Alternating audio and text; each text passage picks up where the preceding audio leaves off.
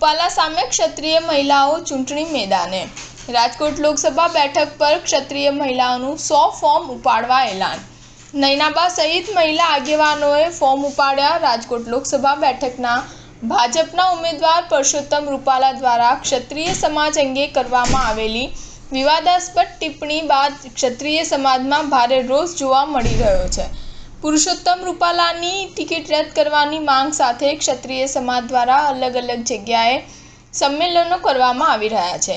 ત્યારે રાજકોટ લોકસભા બેઠક પર ચૂંટણીને લઈને ધમસાણ શરૂ થઈ ગયું છે, કારણ કે આજથી લોકસભા ચૂંટણી માટે ઉમેદવારી ફોર્મ ઉપાડવાનું શરૂ થઈ ગયું છે। એમાં ભાજપ અને કોંગ્રેસના ત્રણ ઉમેદવારોના નામે 12 ફોર્મ ઉપાડવામાં આવ્યા છે।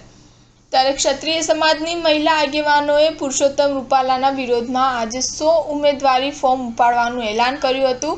ક્ષત્રિય સમાજ અંગે પુરુષોત્તમ રૂપાલાના નિવેદન બાદ રાજકોટ બેઠક પર રૂપાલાની ટિકિટ રદ કરવાની માંગ સાથે ગુજરાતભરના ક્ષત્રિય સમાજ દ્વારા વિરોધ પ્રદર્શન કરવામાં આવી રહ્યું છે।